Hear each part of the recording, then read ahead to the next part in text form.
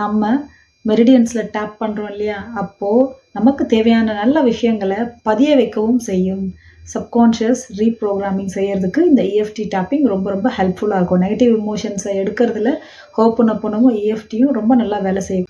என் வாழ்க்கையில் உள்ள கடன்கள் என்னை எப்பொழுதும் மன அழுத்தத்தில் வைத்திருந்தாலும் நான் என்னை முழுமையாக ஏற்றுக்கொள்கிறேன், என்னை நேசிக்கிறேன்.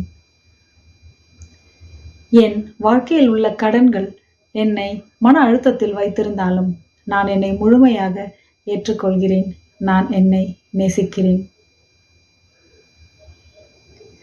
என் வாழ்வில் உள்ள கடன்கள் எனக்கு முடிவில்லாத சுமையாக தோன்றினாலும் நான் அமைதியை ஏற்கிறேன். என் வாழ்வில் உள்ள கடன்கள் எனக்கு முடிவில்லாத சுமையாக தோன்றினாலும் நான் என்னை ஏற்கிறேன்.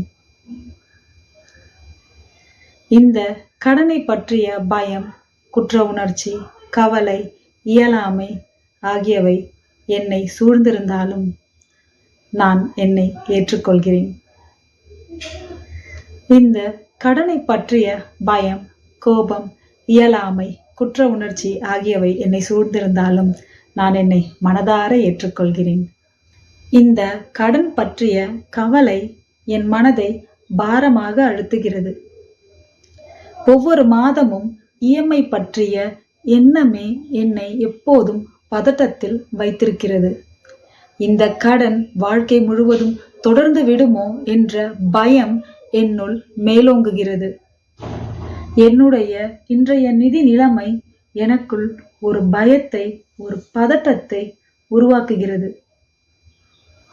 நான் பொருளாதார விஷயங்களில் எடுத்த முடிவுகள் குற்ற உணர்ச்சியை அதிகரிக்கிறது.